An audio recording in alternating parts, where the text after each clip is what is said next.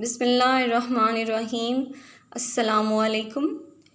ایک دن آقائے دو جہاں صلی اللہ علیہ وآلہ وسلم اسلامی لشکر کے ساتھ جہاد کے لیے تشریف لے جا رہے تھے۔ راستے میں ایک جگہ پڑاؤ کیا اور حکم دیا کہ یہیں پر جو کچھ کھانا ہے کھا لو۔ جب کھانا کھانے لگے تو صحابہ کرام رضی اللہ تعالیٰ عنہ نے عرض کیا، یا رسول اللہ صلی اللہ علیہ وآلہ وسلم، روٹی کے ساتھ نان خوش یعنی سالن نہیں ہے؟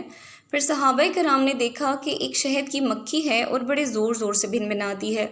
عرض کیا، یا رسول اللہ صلی اللہ علیہ وآلہ وسلم، یہ مکھی کیوں شور مچاتی ہے؟ آپ صلی اللہ علیہ وآلہ وسلم نے فرمایا، یہ کہہ رہی ہیں کہ مکھیاں بے قرار ہیں اس وجہ سے کہ صحابہ کرام کے پاس سالن نہیں ہے، حالانکہ یہاں قریب ہی غار میں ہم نے شہد کا چھتا لگایا ہوا ہے، وہ کون لائے گا؟ ہم اسے اٹھا کر لا نہیں سکتی۔ آپ صلی اللہ علیہ وآلہ وسلم نے فرمایا، پیارے علی کرم اللہ وجہہ، اس مکھی کے پیچھے پیچھے جاؤ اور شہد لے آؤ۔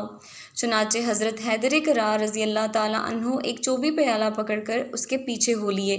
وہ مکھی آگے آگے اس غار میں پہنچ گئی اور آپ نے وہاں جا کر شہد مصفیٰ نچوڑ لیا اور دربار رسالت میں حاضر ہو گئے۔ سرکار دو عالم صلی اللہ علیہ وآلہ وسلم نے وہ شہد تقسیم فرما دیا اور صحابہ کرام رضوان اللہ علیہم اجمعین کھانا کھانے لگے تو مکھی پھر آ گئی اور بھنبھنانا شروع کر دیا۔ صحابہ کرام رضی اللہ تعالیٰ عنہ نے عرض کی، یا رسول اللہ صلی اللہ علیہ وآلہ وسلم، مکھی پھر اسی طرح شور کیوں کر رہی ہے؟ تو فرمایا، میں نے اسے ایک سوال کیا ہے اور یہ اس کا جواب دے رہی ہے۔ میں نے اس سے پوچھا ہے کہ تمہاری خوراک کیا ہے؟ مکھی کہتی ہے کہ پہاڑوں اور بیابانوں میں جو پھول ہوتے ہیں وہ ہماری خوراک ہیں۔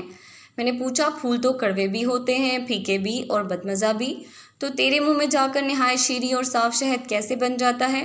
تو مکھی نے جواب دیا، یا رسول اللہ صلی اللہ علیہ وآلہ وسلم، ہمارا ایک امیر اور سردار ہے، ہم اس کے تابع ہیں۔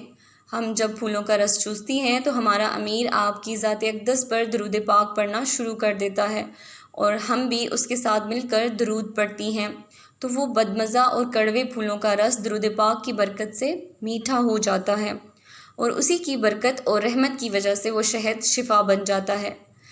اگر درود پاک کی برکت سے کڑوے اور بدمزہ پھولوں کا رس نہایت میٹھا شہد بن سکتا ہے، اتنی تلخی شیریں میں بدل سکتی ہے، تو درود پاک کی برکت سے گناہ بھی نیکیوں میں تبدیل ہو سکتے ہیں۔